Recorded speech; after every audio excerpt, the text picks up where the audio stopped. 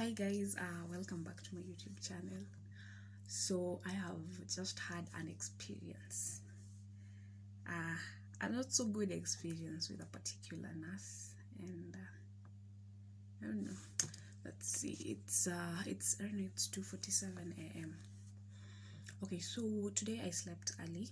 I slept at around 9, a few minutes past 9. Yeah, so deep asleep. I had like my phone was ringing, but I was so out of this world I couldn't pick it. Then minutes later, I had another phone call. So this one I picked, and it was a friend of mine. He's a doctor, a registrar. He's studying to become a neurosurgeon. Yeah.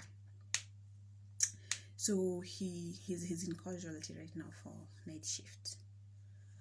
So he told me he had admitted a patient yesterday, and the patient wasn't badly off. So he had a hematoma, so he didn't need surgery, like not urgently. So they admitted the patient to the ward, maybe to wait for space from there, because he didn't need surgery as urgently. Okay.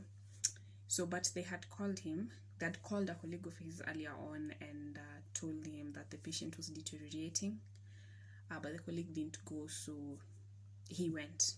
My friend, he went, assessed the patient, and decided the patient needed an emergency craniotomy and evacuation. So yeah, he told me he's preparing for that. Like he'll take care of a few patients in casualty, then head to theater. Now that I had woken up, it was like 12:32 around there, and I thought it was morning. Like when I received the phone call, I thought it was already morning. So now that it was already, I had slept. So I opted and offered to go help. Okay, and he said it's fine. That then we agreed that after he's done, he'll call me. Then we'll meet in theater. So he called me, and I prepared and headed to the hospital. Now that he was in casualty, I thought he was in trauma theater. So I was heading there. Then before getting there, I called and asked where he's at, trauma or main theater. So he told me he's in main theater. So I had to turn back again and head to main theater, theater 1. So I got there. Actually thought I'd be late because I took a while preparing. I thought nitafika nipate asha scrub, but luckily I got there and he was just shaving the patient's head. I was like, wow, that's nice. At least I'll start with him. I have worked with him before. And I had missed the experience. So I was like looking forward to making bar holes, and like I was just looking forward to the entire experience. So I got there and I was like, well, all right, at least I'll start with him. So he was shaving. Like after he's done, then he marked the area where he'll make his first incision and started injecting the jungle juice.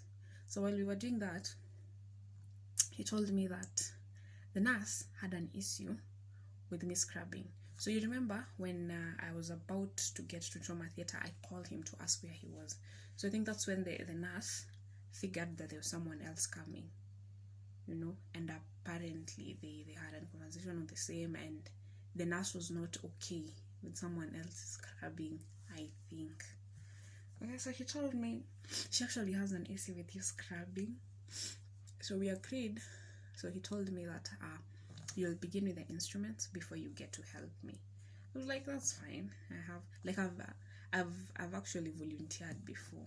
Like several nights I go to theater at night and just help out. Like I was cool with it. Yeah, so he applied the jungle juice and we were set. So it was time for scrubbing in. No, so while we were applying the jungle juice, the patient needed to be catheterized. So the nurse was asking the doc whether they should help him with catheterization. I wanted to help, but I figured now that she already has an attitude towards me, let me just keep quiet and stick to myself. Let me not even offer it. Yeah, so I just stood there. So scrubbing time. the doc asked he needed an apron, so I went to check whether the gowns were enough, and I realized there was only one gown.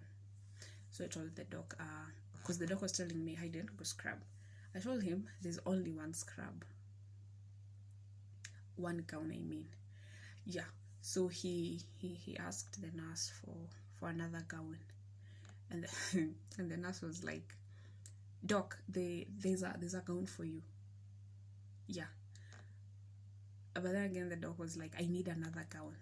So the nurse was like, why do you need another gown? For who and for what? And all this while, I'm standing there. I'm like in between them. The doc is on this side, the nurse is on the other end, and I'm standing there. I want to scrub. Like, she clearly knows I want to scrub. But she's asking, you need another gown for who and for what? And I'm like, wow. Am I invincible? At the back of my head. At this point in time, I was starting to feel bad. I'm like, yo, what's your problem? What's up? You know? But then I figured, maybe they're just tired and they're thinking, if there's a student and it will take that. But I'm like, yo, this is a teaching and referral hospital. Students are supposed to be here. Okay, like, what is the problem?